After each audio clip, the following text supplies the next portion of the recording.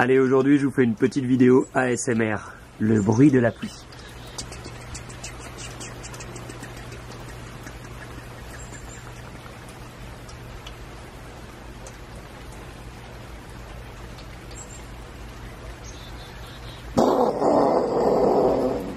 L'orage.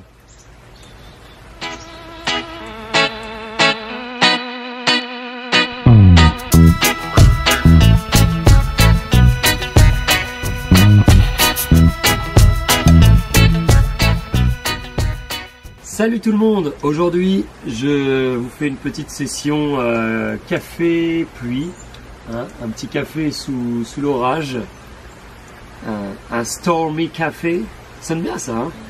Hey hi, can I have a stormy café please? Yeah thanks, yeah, America great again, yeah. En québécois ça donnerait un café orage, je suis à peu près sûr de ça. Viens-t'en goûter le nouveau café orage, de nouvelles saveurs pour bien démarrer ta journée. Tu peux même l'emporter dans ton char, dans ton Jeep Grand Cherokee ou ton Chevy Silverado ou ben même dans ton Dodge Ram. Le nouveau café orage, il va faire ben des ravages. Yes! Alors à part vous démontrer mes grands talents publicitaires, au départ, je voulais surtout vous parler d'une plante en particulier. Ça fait longtemps que je vais vous en parler. Ça fait longtemps que je vous en parle pas aussi. J'ai nommé l'hypomée ou gloire du matin ou morning glory. C'est une plante qui fait partie de la famille des convolvulacées.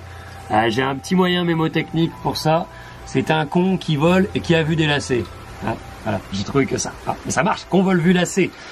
Alors aussi improbable que ça puisse paraître, c'est la même famille que la patate douce. Alors non, vous ne récolterez pas de patate douce, hein, mais c'est la même famille. C'est une plante qui est originaire d'Amérique du Nord, Amérique centrale. Ici, à l'état sauvage, on la retrouve souvent avec des fleurs plutôt rose pâle. C'est une grimpante qui peut quand même atteindre entre 2 et 5 mètres. Qui va aller à merveille sur tout ce qui va être donc treillis, clôture, tonnelle. Alors moi j'ai fait un test, j'ai planté des graines sur des cannes chinoises, dans un pot de cannes chinoises. Et voilà, on voit, elle a des feuilles, alors ça a donc des feuilles alternes en forme de cœur. Hein, c'est reconnaissable pas mal à ça.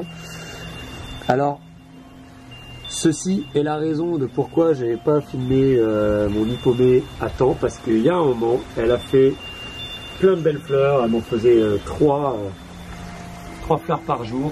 J'ai voulu attendre que ça en fasse sur le bambou, puis je pense que j'ai planté les graines trop tard. Heureusement que Mélanie est là pour avoir pensé à la filmer quand elle était au top de sa gloire du matin. Et à une époque où elle avait donc 3 fleurs. Alors la voici donc dans toute sa splendeur. Sa particularité, c'est ça. C'est pourquoi on l'appelle gloire du matin.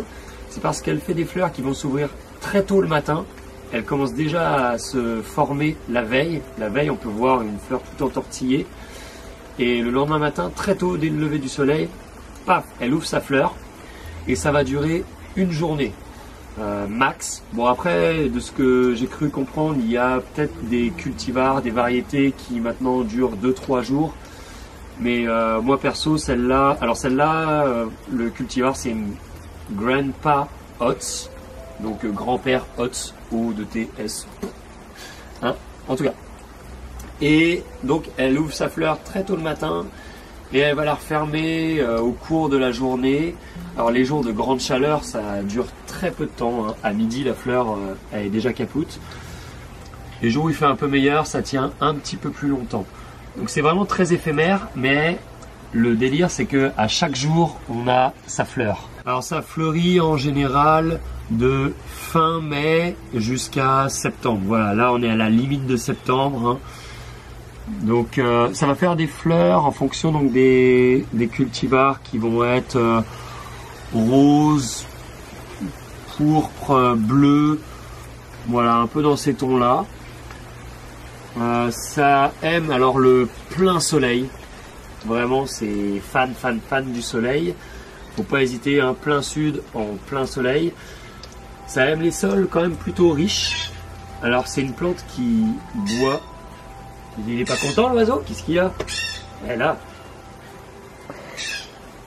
Tu l'aimes pas ma fleur? Ah je sais moi aussi. Eh oui. Ah ça suffit là. Bon alors, elle fait des fleurs. Je sais même plus ce que je disais. Alors elle fait des fleurs, ouais, donc il y a plusieurs tons de couleurs. Celle-là c'est vraiment une très belle couleur. Hein. J'en ai pas revu d'autres comme ça. Un ton violet très appuyé. Et ah oui, je disais donc ça aime le soleil et ça aime les sols riches. Et ça aime boire. Pas de l'alcool, hein, de l'eau. Ça aime boire beaucoup. Ça a besoin de beaucoup d'eau. Alors à ce propos justement, moi j'avais un petit problème avec le bambou. Il a un pot, enfin les cannes chinoises pour être plus précis, je les ai mises dans un pot. À une époque je mettais beaucoup de plantes encore dans des pots qui étaient non percés. Et lui bah, malheureusement il y a un moment il a eu trop d'eau. J'arrivais plus à le faire sécher, enfin bon bref, je l'arrosais plus mais il voulait pas sécher. Et je me suis dit que j'allais mettre des graines d'hypomée dedans. Et comme ça boit énormément, bah, ça a siphonné tout le surplus d'eau dans le pot. Et ça a fait un grand bien au bambou. Donc là on voit hein, les tiges, ça reste quand même fin, hein, c'est pas des lianes, on n'est pas chez Tarzan ici. Donc le bambou, il n'y a aucun problème pour lui. De toute façon, ici sous nos climats on la cultive comme une annuelle. À l'état naturel elle peut être invasive hein, au passage. Mais les variétés comme ça on les cultive beaucoup comme des annuelles. Voilà, moi j'ai fait un test l'année dernière, je l'avais mise donc dans un pot, bah, ce pot là je l'ai gardé pendant tout l'hiver pour voir. Elle a fini quand même de fleurir assez tard à l'automne. Elle a perdu ses feuilles assez tard aussi, il me semble, de mémoire vers décembre, quelque chose comme ça. Et elle a repris très vite, dès le mois de mars à peu près, elle a commencé à refaire des feuilles à la maison en intérieur. Mais en fait ce que j'ai compris c'est que la plante en soi elle meurt de toute façon, mais elle fait plein de graines qui vont germer et qui vont faire une nouvelle plante. Donc moi en intérieur, dès mars elle a commencé à pousser, en extérieur ce sera plutôt au mois de mai qu'on va commencer à pouvoir la faire pousser. À propos des graines, elles sont toxiques. Alors tu vois, une fois qu'elle a fini sa fleur, elle fait un petit truc comme ça. Et ensuite, ça va donner ça, ici. Alors, on voit, hein, si je l'ouvre, on va le prendre, on va l'ouvrir. Hop. Tac. Alors, on voit les graines, en fait, c'est comme des petites capsules anguleuses, noires. Alors, comme j'ai dit, elles sont toxiques. Donc, à ne pas ingérer. Par contre, ça pousse extrêmement vite. De toute façon, c'est une plante qui pousse très vite et très facilement. Soleil, eau à bloc, et c'est bon, c'est parti mon kiki. Moi, je les récolte hein, à chaque fois, et puis j'en ai une quantité, je commence à en avoir une sacrée quantité que je ressème autant que je veux, quoi, et ça pousse très très vite. Alors voilà pour cette plante. Donc, alors si vous demandez pourquoi j'ai choisi un temps pluvieux pour vous présenter cette fleur aux belles couleurs, c'est parce que justement, j'ai un petit peu attendu. Les oiseaux sont pas contents aujourd'hui, je sais pas ce qu'ils ont, mais c'est grosse engueulade là, engueulade de coupe chez les oiseaux, je sais pas, il y a un délire là qui va pas bien. Alors je disais, j'ai trop attendu pour la filmer, parce que je voulais filmer plein d'autres choses, je me disais que j'avais le temps, et puis je l'ai jamais fait à temps, et puis comme je l'ai dit, c'est une plante qui fleurit à peu près jusqu'au mois de septembre, donc là elle commence à ne plus me faire des fleurs tous les jours, ça devient plus un jour sur deux que tous les jours, et elle en fait plus qu'une à la fois quoi, donc... à mon avis, ça va encore pas durer très longtemps. Donc j'ai saisi la première opportunité là, pour vous faire une vidéo express sur cette plante avant qu'il y ait vraiment plus de fleurs, parce que j'adore cette plante, c'est vraiment super beau, c'est super agréable, t'arrives tous les matins, t'as ta nouvelle fleur là toute fraîche, c'est vraiment hot. Donc voilà, donc je vous ai fait une petite vidéo express, et puis encore une fois, bah, merci à Mélanie d'avoir pensé à filmer cette plante quand elle était à son maximum. Voilà, mais c'est une super plante sinon, c'est super beau. Donc, l'hypomée ou gloire du matin à admirer en buvant son petit café sous la pluie. Alors, petit update de dernière minute. La canne chinoise sur laquelle j'avais mis donc des Morning Glory, que j'avais semé à la base, elle vient de fleurir. Tu sais, une fois que j'ai fini la vidéo, tu vois, j'ai attendu tout l'été pour te faire un film quand ça se serait en fleurs, au moment où je fais mon film et que je suis en train de faire le montage, paf, elle se met à être en fleurs. Alors un petit truc intéressant, parce que c'est très joli. On voit, là elle a une fleur bien ouverte, elle en a une qui est en train de s'ouvrir, et elle en a une, j'en ai parlé dans la vidéo, puis je n'avais pas filmé, quand c'est tout entortillé comme ça.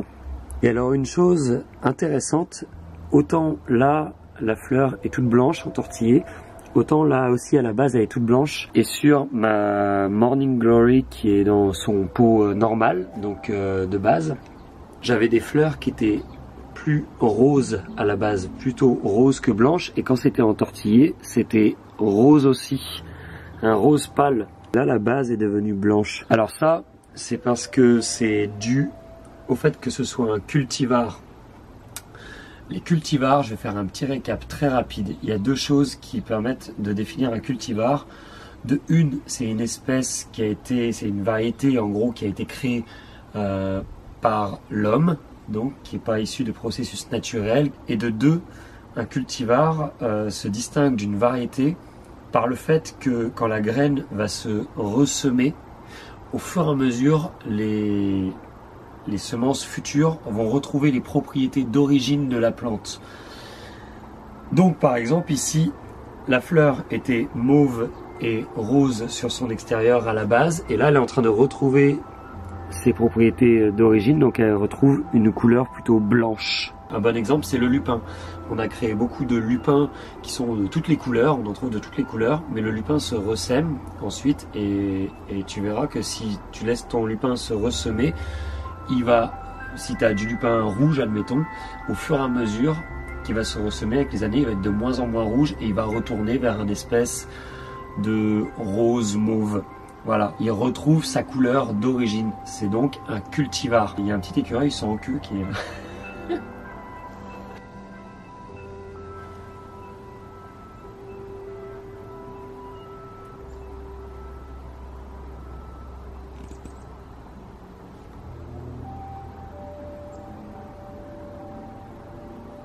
Enfin bon, bref, je m'égare un peu, je remettais juste un petit rappel sur la différence entre cultivar et variété.